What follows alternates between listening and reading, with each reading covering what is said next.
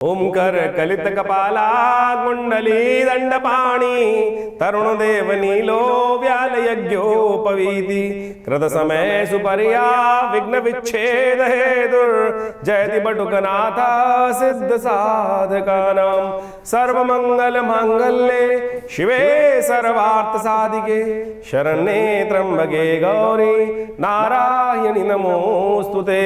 नमस्कार, स्वागत है आपका आचार्य वाणी में। मैं आचार्य डॉक्टर विक्रमादित्य आपके साथ हूँ। आज का विषय हमारा है मिथुन, बुध प्रधान मिथुन राशि। 15 तारीख रविवार का अवसर, खरमास आरंभ हो जाएगा। इस दिन परिवर्तन, सूर्य परिवर्तन की तरफ जा रहे हैं। संक्रांति का योग बन रहा है, साथ साथ रविवार भी और पूर्णिमा भी है। हृदय नाम का योग बन रहा है। ये बहुत सुंदर योग बन रहा है आपकी राशि के दृष्टिकोण से, यदि आप समझें तो खास तौर पर। ऐसे में खास उपायों की जरूरत पड़ेगी। सूर्य परिवर्तन करके आपके छठे भाव से सप्तम भाव में चले जाएंगे और ये योग विशेष तौर पर आप समझें कि मिथुन राशि वालों, सूर्य का ये परिवर्तन आपके सप्तम भाव में जो जा रहा है, ये आपके लिए बहुत महत्वपूर्ण रहेगा। ये आपको अननेसेसरी थोड़ा सा एग्रीवेट कर सकता है। छोटी छोटी बातों में क्रोध इन दिनों बढ़ा सकता है। सूर्य आत्मा के कारक हैं और वो थोड़े इस राशि में आकर कमजोर हो जाते हैं धनु में आकर। तो धनु संक्रांति जो हो रही है, तो मिथुन राशि वालों आप समझो कि आपके लिए एक महीना छोटी छोटी बातों पे अपने आप को एग्रेसिव नहीं, शांत करने की ज़रूरत है। आपके लिए अच्छा ये है कि आप सूर्य उदय से पहले स्नान करें नित्यपति, और हो सके तो गायत्री का जप नित्यपति करें। एक उपाय आपको बताते हैं। थोड़ा नमक डालकर, थोड़े तिल डालकर उसको नित्यपति और सफ़ेद पुष्प डालकर भगवान सूर्य को नित्यपति अर्घ दिया करें। ओम भास्कराय नमः, ओम भगाय नमः, इस मंत्र का जप करते हुए भगवान सूर्य को नित्यपति अर्घ देना आपके लिए बहुत अच्छा रहेगा। एक बात और समझें विशेष तौर पर मिथुन राशि वालों, क्योंकि इस दिन हृदय नाम का योग बन रहा है। सूर्य आपके लिए अच्छे नहीं है, ये परिवर्तन करने का योग बना रहे हैं जो, इसके लिए आप गायत्री का यज्ञ इस दिन करें अवश्य। हमने विवेकानंद योगाश्रम में इस दिन नवग्रह शांति महायज्ञ और गायत्री का यज्ञ रखा है। आप हो सके तो इसमें सम्मिलित हो सकते हैं और अपना स्थान आरक्षित करने के लिए फ़ोन नंबर्स नीचे हैं, उन पर संपर्क साध सकते हैं। इस दिन अन्नपूर्णा जयंती भी है, दत्तात्रेय जी की जयंती भी है। कहा जाता है कि जो अन्न का दान करते हैं उनके बहुत सारे कष्ट जीवन से दूर हो जाते हैं। तो इस दिन हमारे आश्रम पे बड़ा भंडारे का कार्यक्रम भी है। आप उसमें सम्मिलित होंगे, यज्ञ में सम्मिलित होंगे तो अवश्य माँ भगवती के दर्शन कर कर आप इस शुभ पुण्य तिथि का लाभ ले सकते हैं। 16 तारीख सोमवार का अवसर, प्रतिपदा तिथि इस दिन विद्यमान है और पौष के महीना आरंभ हो जाएगा इस दिन से। साथ साथ संक्रांति का पुण्य भी इस दिन रहेगा, क्योंकि संक्रांति रात्रि में 10:11 पे हुई है, तो पुण्य उसका अगले दिन ही सोमवार के दिन रहेगा। तो दिल्ली के पंचांग के अनुसार से ऐसा योग बन रहा है। साथ साथ खरमास भी आरंभ हो जाएगा। खरमास एक तरह से बड़ा भारी मास माना जाता है। शुभ कार्य करने के लिए दिन अच्छा नहीं होता, विवाह इत्यादि बंद हो जाते हैं। सूर्य धनु में चले जाते हैं, क्षीणस्थ हो जाते हैं। आत्मकारिक ग्रह आत्मबल सूर्य बल कमज़ोर हो जाता है। तो सूर्य को बल देने के लिए खास तौर पर इसके लिए शास्त्र में अनेक उपाय बताए गए हैं। और आपकी राशि के दृष्टिकोण से सप्तम भाव में सूर्य बैठकर अननेसेसरी तलवार हाथ में लेकर बैठे हैं, तलवार कोशिश करें ध्यान रखते हुए कार्य करें। गुस्से को नाक पे ना रखें, उसके लिए उपाय करें घी का दान। आप नित्यपति थोड़ा घी का सेवन भी करने का प्रयास करें, यह आपके लिए इम्यूनिटी को बढ़ाने वाला रहेगा। और खासतौर पर तिल का सेवन कर सकते हैं, खिचड़ी का सेवन नित्यपति करना और इन्हीं सब चीज़ों का दान करना भी आपके लिए बहुत अच्छा उपाय बन रहा है। इसको अवश्य करने का प्रयास करें। कार्यक्रम के अंत में हम बहुत बढ़िया तरीके से आपको पौष और खरमास की युति जो है वो क्या कर सकती है आपके लिए और कैसे आप उसको ठीक कर सकते हैं, इसका भी मार्ग बताने वाले हैं आपके लिए। इस दिन एक ग्रह का परिवर्तन और हो रहा है, बुध मार्गी होने जा रहे हैं। ये आपको समझ लीजिए, ये आपके लिए थोड़ा सा आपकी राशि के दृष्टिकोण से थोड़ा सा स्थिति आपके लिए ध्यान रखने वाली है। बनी बनाई चीज़ों को गुस्से के कारण से लात मत मारिएगा। थोड़ी फक्कड़ता आपके अंदर ज़्यादा उदय कर सकते हैं ये ग्रह का परिवर्तन। तो अच्छा है, थोड़ा सा आप एक उपाय करने का प्रयास करें। नित्यपति भगवान शिव के मंदिर में जाकर 2 बिल्वपत्र उन्हें अर्पित कर दिया करें। ये ऐसा उपाय है, हिंग लगे ना फिटकरी, रंग चोखा होगा और भगवान की कृपा से कष्ट दूर होने के योग बनेंगे। दिसंबर का मध्यकाल जो है, विशेष तौर पर आपने भी समझा कि ग्रहों का योगा योग किस प्रकार का बन रहा है। कई ग्रहों का परिवर्तन का योग बन रहा है और इस बार संक्रांति और पूर्णिमा दोनों के दोनों विशेष तौर पर योग बना रहे हैं एक विशेष प्रकार का। देखिए, विश्व के दृष्टिकोण से योग अच्छा नहीं माना जाता। पूर्णिमा और संक्रांति यदि एक दिन पड़े तो कोलाहल का योग बनता है, शास्त्र के दृष्टिकोण से कहा गया है इस प्रकार से। और विश्व में आप देख ही रहे हैं किस प्रकार का योग बना हुआ है। साथ साथ इस बार जो वक्र गति से चलते हुए बुध मार्गी हो रहे हैं, वो विशेष तौर का योग एक और बनाने का स्थिति उत्पन्न कर रहे हैं कि जो मार्केट, जो शेयर मार्केट इत्यादि में जो कार्य करते हैं, वो ध्यान रखने का कार्य करना चाहिए उनको कि मार्केट का रुख एकदम पलट सकता है, यानी एकदम कुछ ऊपर नीचे होने का योग बन सकता है। खासतौर पर आपको उसका ध्यान रखना चाहिए। इसके साथ साथ तेजी का रुख लगातार जो बनता दिखाई दे रहा है, शनि और शुक्र पर मंगल की दृष्टि जो पड़ रही है वो विशेष तौर पर कहीं ना कहीं परिवर्तन का योग बहुत बना रही है। तेजी बाजार में रह सकती है और इस तेजी में रहते हुए जब ये परिवर्तन का योग बनेगा, विशेष तौर पर जो बुध हैं वो मार्गी, जो वक्री मार्गी होने का योग बनाएंगे, वक्र गति से मार्गी की तरफ जाएंगे, तो ये खास तौर पर रुख पलट सकता है। तो ऐसे में ध्यान रखते हुए कार्य करने की जरूरत है। देखिए, समय को पहचानने की आवश्यकता है और ऐसे में पौष का महीना जो है वो विशेष तौर पर आरंभ हो ही रहा है दिसंबर के मध्यकाल के अंदर। तो पौष का महीना अपने आप में बहुत विशेष माना जाता है। कहा जाता है कि पौष का महीना जो है वो एक तरह से विशेष तौर पर छोटा पितृपक्ष माना जाता है। इस मास में विशेष तौर पर इस बार जो योग बन रहा है, खर मास भी साथ साथ आरंभ हो गया है। तो ऐसे में विशेष तौर पर ध्यान रखने का प्रयास करना चाहिए। हमारे शास्त्र के दृष्टिकोण से कहा जाता है कि इस पौष के महीने में कोई भी शुभ कार्य नहीं करना चाहिए। जो विशेष तौर पर शुभ कार्य किए जाते हैं, विवाह इत्यादि, मुहूर्त इत्यादि, मकान का मुहूर्त, देव प्रतिष्ठा इत्यादि, ये सब पौष मास के अंदर निषेध हो जाती हैं। केवल यज्ञ इत्यादि करने के लिए, भगवान का स्मरण करने के लिए सबसे श्रेष्ठ महीना माना जाता है पौष का महीना। प्राचीन काल में कहा जाता था कि पौष के अंदर सबसे ज़्यादा यज्ञ जो होते हैं, बड़े बड़ी कथाएं जो होती हैं, वो इसी पक्ष में विशेष तौर पर इसी पौष के महीने में हो जाती है। और इस बार तो पौष और खर जो मास है वो संयुक्त रूप में है। देखिए, खर का महीना मतलब आमतौर पे कथाएं तो बड़ी विचित्र चलती हैं। खर मास जो है विशेष तौर पे जब सूर्य जो है वो बृहस्पति की राशि में आ जाते हैं, 2 बार इस प्रकार का योग बनता है। एक तो 15 दिसंबर के आसपास से लेकर 13-14 जनवरी तक के बीच में जो मुहूर्त बनता है, जब मकर राशि में सूर्य प्रवेश कर जाते हैं। जो कथा चलती है तो बड़ी विचित्र है कि सूर्य के जो घोड़ों की जगह कुछ और, उनकी जगह जो पौराणिक कथाएं हैं, लेकिन उस पौराणिक कथा का अर्थ कुछ और निकलता है। वो विशेष तौर पर समझने का प्रयास करना चाहिए। खर का मतलब वहाँ पर केवल उस शाब्दिक रूप में ना लें कि उन्होंने अश्व की जगह कुछ और खर को वहाँ पे उसके साथ जोत दिया और अश्व थक गए थे। मूल कारण क्या है?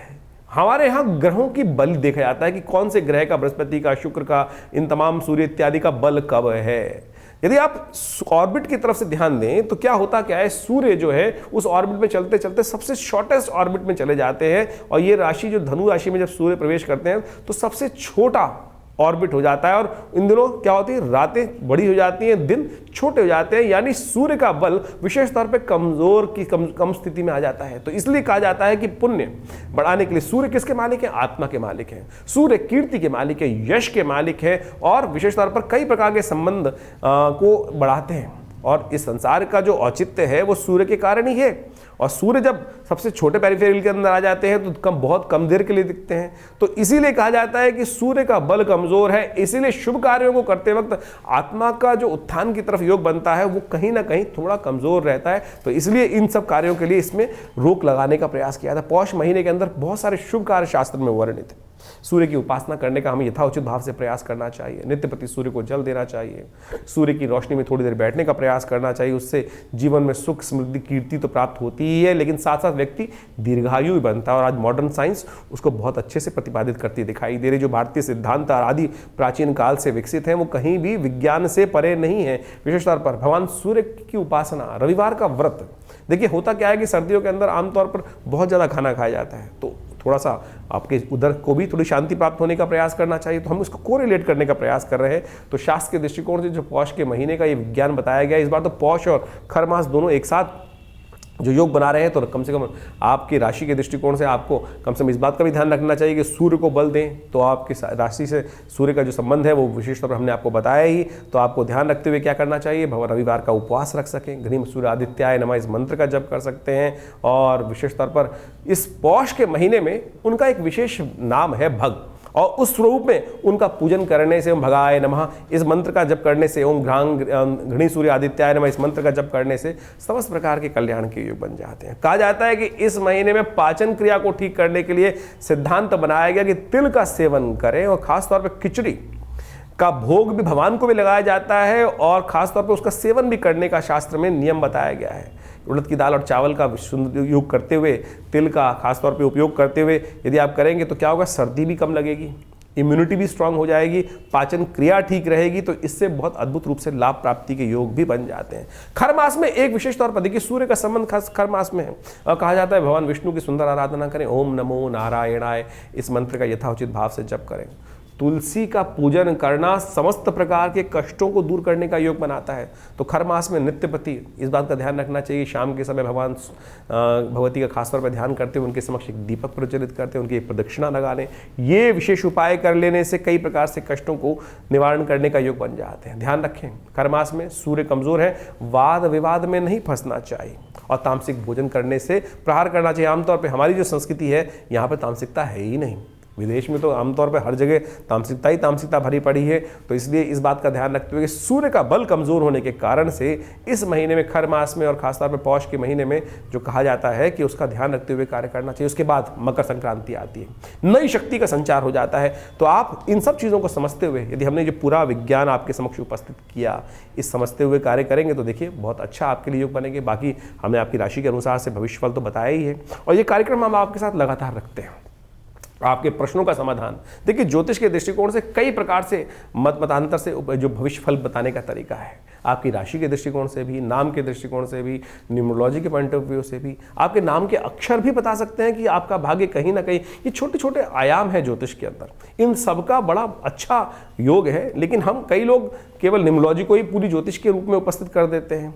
तो ज्योतिष की जो गणनाएं हैं, जो हमारे विशेष तौर पर गणना शास्त्र के अनुसार से जो बताया गया है, ग्रहों की योग इत्यादि के संबंध में बताया जाता है, उसका तो वर्णन किया ही नहीं जा सकता। लेकिन बाकी छोटी छोटी चीज़ें बहुत अच्छी हैं, महत्वपूर्ण हैं, उनका भी सहयोग लेते हुए हम आपके साथ लगातार बने रहते हैं और बहुत सारी लगातार वीडियोस आपके समक्ष उपस्थित करते रहते हैं। हमारा आश्रम दिल्ली में इस सब चीज़ों में बहुत अच्छा शोध कार्य पिछले करीब 50-60 सालों से कर ही रहा है। आचार्य श्री केशव देव जी महाराज के सानिध्य में हमने भी समस्त शिक्षा दीक्षा ग्रहण करने का प्रयास किया और बाल्यकाल से पिताजी के सानिध्य में रहते हुए बहुत सारे शोध करने का अवसर मिला, चाहे वो मुद्रा विज्ञान हो, चाहे वो भारतीय संस्कृति के संबंध में और भी बहुत सारे मंत्र विज्ञान, यज्ञ विज्ञान, और उन्हीं सब में हमने पूरे विश्वास के साथ सीखा, समझा।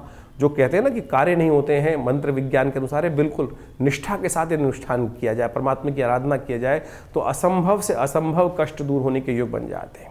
भार, बस समस्या यह है कि ज्योतिष विज्ञान के माध्यम से ये समझा जा सकता है कि कितना बड़ा भार है और उसको उतारने के लिए दूसरे पलड़े में कितना भार रखना है। कर्म का यदि उतना भार, आपके दुर्भाग्य की तरफ जितना भाग्य है उसको उतारने के लिए उसके बराबर का पलड़ा भारी कर दिया जाए शुभ कर्मों से, तो वो कष्ट निवारण हो जाते हैं। चाहे वो स्वास्थ्य के संबंध में महामृत्युंजय मंत्र का अनुष्ठान हो, चाहे वो शत्रुओं पर विजय प्राप्त करने के लिए बगलामुखी इत्यादि भगवती महाकाली के अनुष्ठान हो, हमने करके देखे हैं। और नित्य प्रति आश्रम पे जो 8 घंटे यज्ञ चलता है उसमें बहुत सारे लोग अपने अपनी मनोकामनाओं की सिद्धि के लिए समय समय पर आश्रम के साथ जुड़कर उन समस्त कार्यों में रहते ही हैं। आप भी हमारे इस विवेकानंद योगाश्रम में जुड़ सकते हैं। यहाँ पर बहुत सारे कार्यक्रम हम समय समय पर करते रहते हैं। चाहे वो रविवार का यज्ञ तो विशेष रहता ही है, उसमें जो यज्ञ में सब लोग आके बिना किसी खास तौर पे कोई, हम लोग किसी भी कार्यक्रम में कोई शुल्क नहीं लेते हैं। चाहे वो नवरात्र के यज्ञ हों, चाहे वो विशेष तौर पर अभी गुप्त नवरात्रि का यज्ञ भी आएगा, चाहे वो सब सुंदरकांड इत्यादि के पाठ हों, आप स्वयं यदि बैठना चाहते हैं तो उसमें आके बिल्कुल बैठ सकते हैं। रविवार वाला यज्ञ बहुत विशेष होता है, मंगलवार वाला सुंदरकांड पाठ है, उसमें भी भंडारे की सुंदर व्यवस्था होती है। और हर रविवार को तो नवग्रह शांति महायज्ञ, गायत्री महायज्ञ का सुंदर कार्यक्रम रहता ही है, जो सुबह 8 बजे से लेकर 10 बजे तक चलता है। उसमें आप स्वयं भी उसमें भाग ले सकते हैं और भगवान की प्रतिष्ठा प्रसन्नता के लिए माँ भगवती दुर्गा का सुंदर दर्शन। जी हाँ, हमने कई बार आपको बताया है कि माँ भगवती दुर्गा का शिव विग्रह जो आश्रम पर विराजमान है, वो 1947 में मुल्तान से हमारा सौभाग्य था कि वो भगवती हमारे घर पर पधारी, हमारे आश्रम पर पधारी, और आज उनका बड़ा दिव्य मंदिर आश्रम पर विराजमान है। उनका दर्शन कर आप अपने भाग्य को जगा सकते हैं, चमका सकते हैं और आगे बढ़ने के सुंदर योग बना सकते हैं और लगातार इन सब कार्यक्रमों में जुड़ सकते हैं। हाँ, बहुत सारे लोग प्रश्न करते हैं, हमारे पास लगातार लोगों के फ़ोन आते रहते हैं और बहुत सारे लोग जानना चाहते हैं अपने भविष्य के बारे में। तो उसके लिए आप हमारे नंबर्स पर व्हाट्सअप करिए, हम प्रयास करेंगे उन सब प्रश्नों का। देखिए, टाइम लग सकता है, बहुत सारे लोगों को बहुत जल्दी लेना होता है, बात करनी होती है, तो उसके लिए अपॉइंटमेंट्स भी ले सकते हैं, चिंता ना करें। लेकिन यदि आप कुछ भी जानना चाहते हैं तो व्हाट्सएप के माध्यम से आप अपने प्रश्नों को हमें भेजने का प्रयास करें। व्हाट्सएप के माध्यम से अवश्य हम उन प्रश्नों का निदान समय पर देने का प्रयास करेंगे। और साथ साथ यदि आपके पास जन्मपत्री नहीं है, बहुत सारे लोगों का प्रश्न ये आ रहा है आजकल कि हमारे पास जन्मपत्री नहीं है, तो कोई बात नहीं, आपके हाथ का रेखा चित्र जो है आप व्हाट्सएप पे भेज सकते हैं, दोनों हाथ का रेखा चित्र, उस पर अपने नाम, अपनी आयु, अपने प्रश्न हमें भेजेंगे तो हम अवश्य जल्दी से जल्दी आपके प्रश्नों का निदान देने का प्रयास कर सकते हैं। हाँ, इसमें टाइम लग सकता है, थोड़ा टाइम लग सकता है, क्योंकि बहुत सारे लोगों के प्रश्न हमारे इसके चैनल के माध्यम से हमारे साथ जो जुड़ते हैं वो आ रहे हैं और इस चैनल का विस्तार बहुत अच्छी गति से हो रहा है, जो आप सबका हमको साथ मिल रहा है, सहयोग मिल रहा है, उसके लिए हम बहुत विशेष तौर पर हृदय से आप सबका धन्यवाद देते हैं और प्रयास कर रहे हैं कि इन सब भारतीय संस्कृति के संबंध में, अभी हमने मुद्राओं के संबंध में कुछ वीडियोज़ निकाले थे, तो आज जो विशेष तौर पर इस समय चल रहा है सूर्य को शक्ति देने के लिए, इस मुद्रा का नित्य प्रति प्रयोग करें। ये जो रिंग फिंगर जिसे कहा जाता है, सूर्य की उंगली है, सूर्य जैसे हमने कहा अभी आपको निस्तेज हो जाते हैं, कमज़ोर हो जाते हैं, क्षीणस्थ अपने जो चक्र में सबसे शॉर्टेस्ट ऑर्बिट में रहते हैं इस समय में, तो उसको ठीक करने के लिए ये मुद्रा बहुत ज़बरदस्त ताकत देगी। आपकी आत्मा का साक्षात स्वरूप सूर्य माने जाते हैं, तो उसको ठीक करने के लिए ये सूर्य मुद्रा, सबसे रिंग फिंगर को अंगुष्ठ के अग्र भाग से लगा देने से ये सूर्य मुद्रा बनती है। इसका नित्य प्रति प्रयोग कम से कम दिन में 5-5 मिनट करके 45 मिनट यदि प्रयोग करेंगे तो नहीं आवश्यकता पड़ेगी आपको कोई नग पहनने की, कोई और कार्य करने की। यही शरीर के स्विच जो है आपके बहुत से कष्टों को दूर करने का योग बना सकते हैं। अभी बहुत जल्दी नववर्ष आ रहा है, नववर्ष आपके लिए कैसा रहेगा उसके लिए हमने एक पूरा वीडियो आपके साथ रखा है और उसमें पूरी तरह से ग्रहों की अवस्थाएं किस प्रकार की हैं, क्या है, वो सब हम आपको बताने का उसमें प्रयास किया है हमने, और आप लगातार हमारे साथ जुड़ सकते हैं। बहुत सारे लोग एक बात और समझ रहे, हमारे नाम से बहुत सारे लोग कई बार कहते हैं कि हमने आचार्य जी को जन्मपत्री दिखा के हम फ़ोन में बात करिए, अपॉइंटमेंट लेके बात करेंगे तो बहुत अच्छा रहेगा। तो हमारे आश्रम से कोई ऐसा पैसा का डिमांड नहीं किया जाता है, और यदि कोई हमारे नाम से आपसे बात करने का प्रयास कर रहा है, आपको फ़ोन कर रहा है, कम से कम मैं तो किसी को फ़ोन नहीं करता, ये तो मैंने ऐसे बहुत मित्रगण हैं उनके साथ बात होती है, लेकिन किसी भी व्यक्ति को मैं फ़ोन करके ये नहीं कहता कि आप मुझसे, कभी मैं किसी व्यक्ति को जो जिनसे जान पहचान नहीं है उनको शायद फ़ोन कभी नहीं करूँगा। तो इस बात का भी ध्यान रखें। तो आपको एक केवल सूचना के लिए, आज समय जो है बड़े विचित्र दौर में जा रहा है, हर रोज़ नई नई खबरें आती रहती हैं, लोग के साथ साथ कई प्रकार की समस्याएं उत्पन्न होने के योग बनते हैं। हम जिस कार्य में हैं, जिस आश्रम को चलाते हैं दिल्ली में विवेकानंद योगाश्रम, वो सबकी सेवा के लिए है। तो इस प्रकार के किसी भी जो आज गलत कार्य हो रहे हैं उनसे आपको बचने का प्रयास करना चाहिए। जन सेवा के लिए, जन सूचना के लिए हमने ये बात अंतिम में आपके पास रख दी है। आशा है आप समझेंगे और गलत लोगों से बचने का प्रयास करेंगे। धन्यवाद, नमस्कार।